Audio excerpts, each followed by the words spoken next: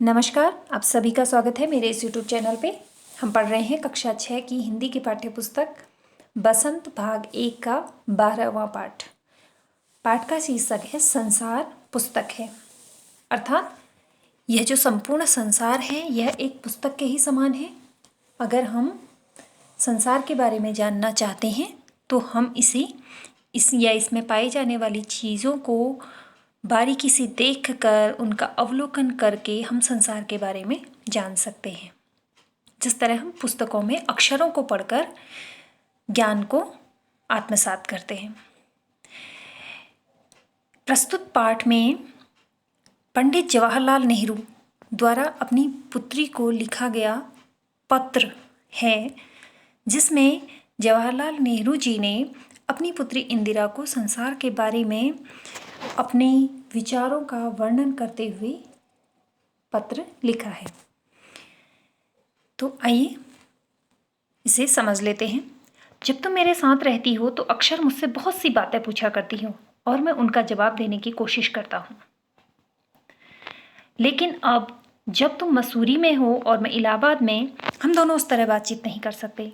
इसलिए मैंने इरादा किया है कि कभी कभी तुम्हें इस दुनिया की और उन छोटे बड़े देशों की जो इस दुनिया में हैं छोटी छोटी कथाएं लिखा करूं। तो पत्र के माध्यम से ही जवाहरलाल नेहरू जी अपनी पुत्री से कह रहे हैं कि जब वे उनके पास में होते हैं तब तो वे उनसे कई सारी बातें वो पूछते हैं और नेहरू जी उनका जवाब देने की कोशिश करते हैं, लेकिन दूर रहते हुए भी वो चाहते हैं कि वह देश दुनिया के छोटी बड़ी बातों के बारे में अपने पत्रों के माध्यम से उन्हें अवगत कराते रहे ताकि उनकी पुत्री की जिज्ञासा शांत हो। तो आगे वो कह रहे हैं, तुमने हिंदुस्तान और इंग्लैंड का कुछ हाल इतिहास में पढ़ा है, लेकिन इंग्लैंड केवल एक छोटा सा टापू है और हिंदुस्तान जो एक बहुत बड़ा देश है फिर भी दुनिया का एक छोटा सा हिस्सा है। अगर तुम्हें इस दुनिया का कुछ हाल जानने का शौक है तो तुम्हें सब देशों का और उन सब जातियों का जो इनमें बसी हुई है ध्यान रखना पड़ेगा, केवल उस एक छोटे से देश का नहीं जिसमें तुम पैदा हुई हो। मुझे मालूम है कि इन छोटे छोटे खतों में बहुत थोड़ी सी बातें ही तुमको बता सकता हूँ। खत अर्थात पत्र। लेकिन मुझे आशा है कि इन छोटी छोटी बातों को भी तुम शौक से पढ़ोगी और समझोगी कि दुनिया एक है और दूसरे लोग जो इसमें आबाद हैं हमारे भाई बहन हैं। दूसरे लोग कहने से तात्पर्य यहाँ पे नेहरू जी का किन से है? दूसरे देशों के लोग जो इनमें आबाद हैं अर्थात बसे हुए हैं वह भी हमारे भाई बहन हैं। जब तुम बड़ी हो जाओगी तो तुम दुनिया और उसके आदमियों का हाल मोटी मोटी किताबों में पढ़ोगी। उसमें तुम्हें जितना आनंद मिलेगा उतना किसी कहानी या उपन्यास में भी न मिला होगा। यानी कि कहानी या उपन्यास पढ़कर हमें आनंद जरूर मिलता है, लेकिन जब हम दुनिया के वास्तविक चीज़ों के बारे में किताबों में पढ़ते हैं तो उससे हमें कहानी और उपन्यास से अधिक आनंद मिलता है। तो आगे नेहरू जी कहते हैं, यह तो तुम जानती हो कि यह धरती लाखों करोड़ों वर्ष पुरानी है और बहुत दिनों तक इसमें कोई आदमी नहीं था। आदमियों से पहले सिर्फ जानवर थे और जानवरों से पहले एक ऐसा समय था जब इस धरती पर कोई जानदार चीज़ नहीं थी। जानदार अर्थात जिसमें जीवन हो, ऐसी कोई भी चीज़ इस दुनिया में पहले नहीं थी। और जब सबसे पहले जानवर आए और जानवरों के बाद इंसान आए। आज जब यह दुनिया हर तरह के जानवरों और आदमियों से भरी हुई है, उस जमाने का ख्याल करना भी मुश्किल है जब यहाँ कुछ न था। यानी कि जैसे कि अभी हम अगर सोचें कि इस धरती में, इस दुनिया में कोई भी वनस्पति नहीं है, कोई भी जानवर नहीं है, कोई भी इंसान नहीं है, तो यह कल्पना करना हमारे लिए हमें बहुत अजीब सा लगेगा कि क्या ऐसा संभव है कि इतनी बड़ी धरती में कुछ भी नहीं था। तो लेकिन विज्ञान जानने वालों और विद्वानों ने, जिन्होंने इस विषय को खूब सोचा और पढ़ा है, लिखा है कि एक समय ऐसा था जब यह धरती बेहद गर्म थी और इस पर कोई जानदार चीज़ नहीं रह सकती थी। और अगर हम उनकी किताबें पढ़ें और पहाड़ों और जानवरों की पुरानी हड्डियों को गौर से देखें तो हमें खुद मालूम होगा कि ऐसा समय जरूर रहा होगा। कहने का तात्पर्य यह है कि अगर हम सामान्य रूप से अगर इन चीज़ों को सोचें कि इस धरती पे पहले ये जानवर नहीं रहते थे, इंसान नहीं रहते थे, वनस्पति नहीं थी, तो हम इसे एक मिथ्या ही मानेंगे, एक झूठ मानेंगे या एक कल्पना मानेंगे। लेकिन जिस तरह से हमारे वैज्ञानिकों ने या पुरातत्वविदों ने हमारे पास्ट का अर्थात हमारे भूतकाल का अध्ययन किया, उस नज़रिए से या उस तरीके से अगर हम इस दुनिया धरती के बारे में या उसके बीते हुए समय के बारे में जानने की कोशिश करेंगे, तब हमें महसूस हो जाएगा कि यह बात सत्य होगी। तुम इतिहास की किताबों में ही पढ़ सकती हो, लेकिन पुराने ज़माने में तो आदमी पैदा ही ना हुआ था, किताबें कौन लिखता। यानी कि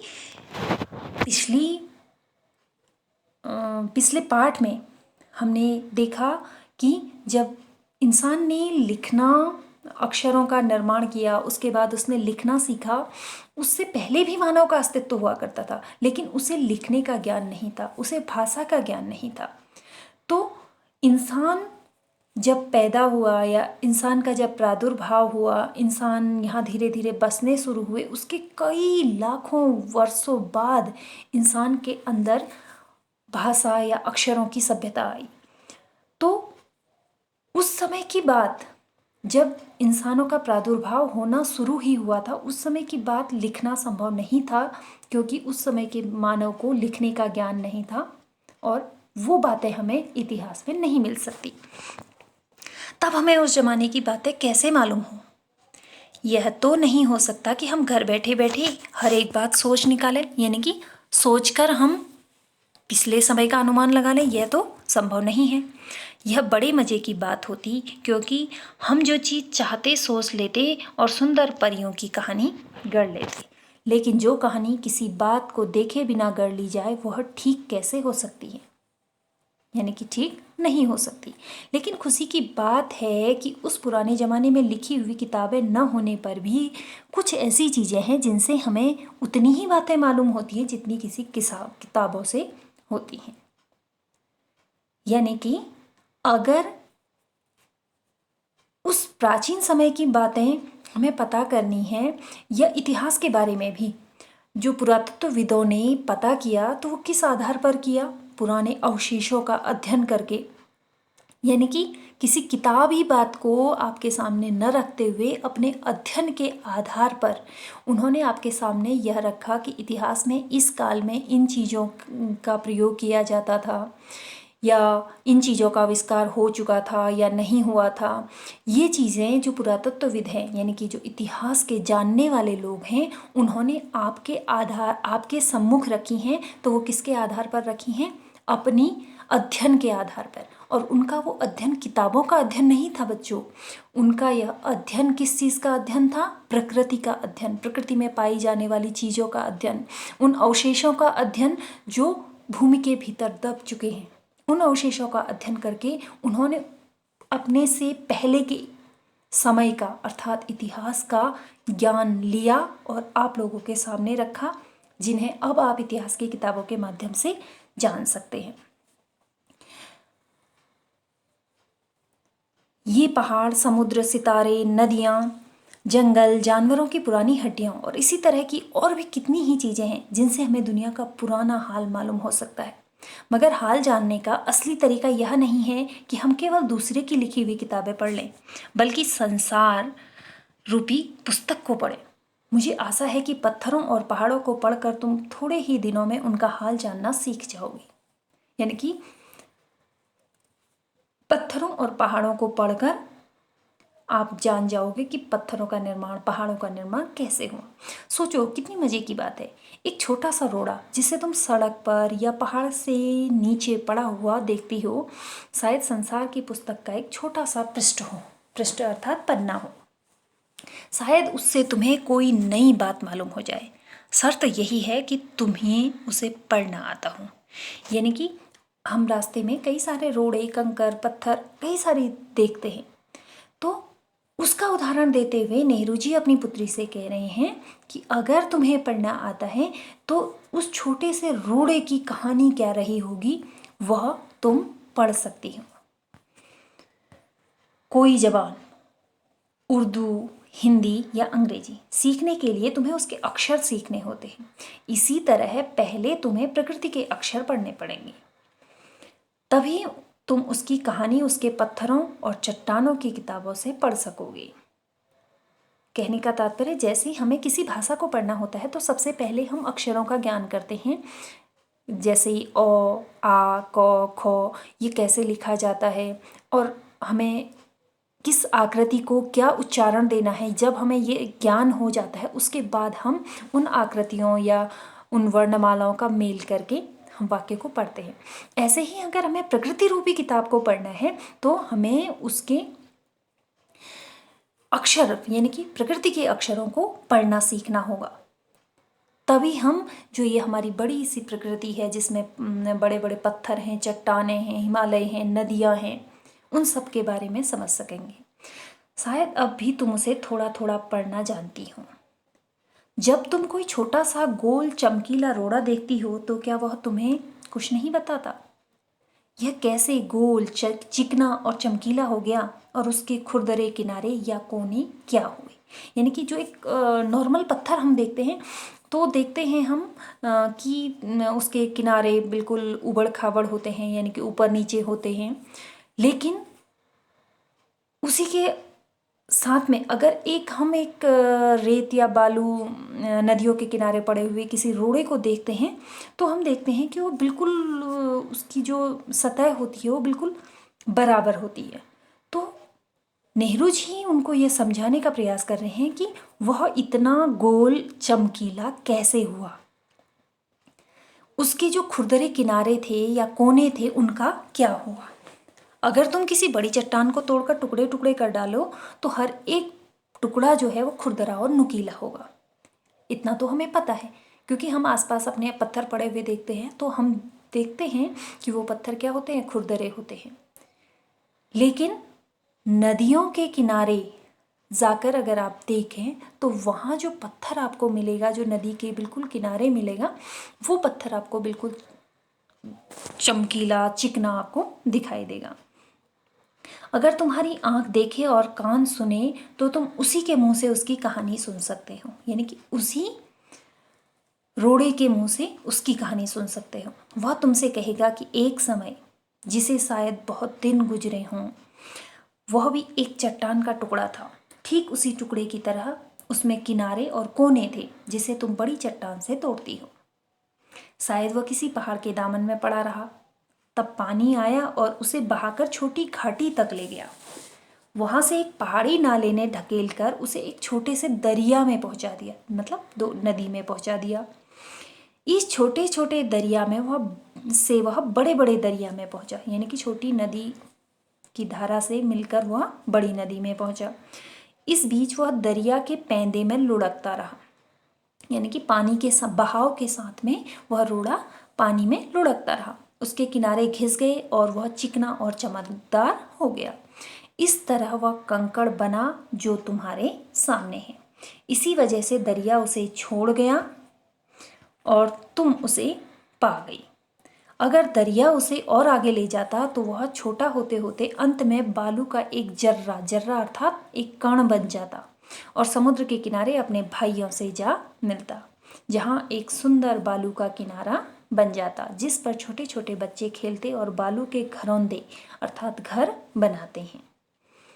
तो इस प्रकार से नेहरू जी ने बताया कि किस तरह नदी और पानी के बहाव के साथ में लुढ़कता हुआ और उसके जो किनारे हैं वो घिसते रहे और वो इस तरह से गोल और चमकीला बन गया।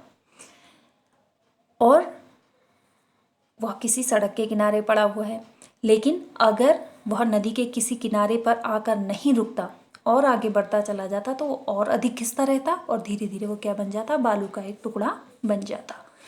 तो इस तरह से एक चमकीले से रोड़े ने अपनी कहानी बताई कि वो कहाँ किस चट्टान से टूटकर किस तरह पहाड़ से होता हुआ दरिया तक छोटे दरिया तक, छोटे दरिया से बड़े दरिया तक पहुंचा, बड़े दरिया में वह लुढ़कते लुढ़कते घिसते वह नदी के बहाव के साथ नदी के किनारे पहुंच गया। और इस तरह अगर प्रकृति की उस एक चीज़ के बारे में हम बारीकी से देखें तो हम उसके बारे में जानकारी प्राप्त कर सकते हैं, तो इसी तरह अन्य चीज़ों के बारे में भी हम जानकारी प्राप्त कर सकते हैं। अगर एक छोटा सा रोड़ा तुम्हें इतनी बातें बता सकता है, तो पहाड़ों और दूसरी चीज़ों से जो हमारे तरफ हैं हमें और कितनी बातें मालूम हो सकती हैं।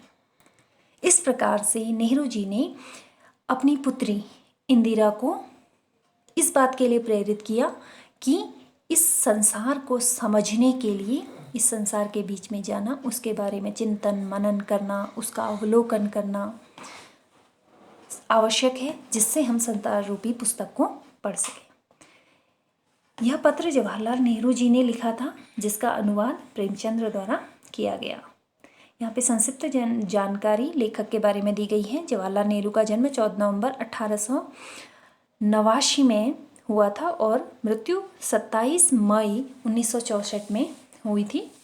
ये आज़ाद भारत के प्रथम प्रधानमंत्री थे। बच्चों से इन्हें बेहद लगाव था। वे चाचा नेहरू के नाम से जाने जाते थे। उनकी बेटी इंदिरा जब 10 वर्ष की थी, नेहरू जी ने उन्हें अनेक चिट्ठियाँ लिखी।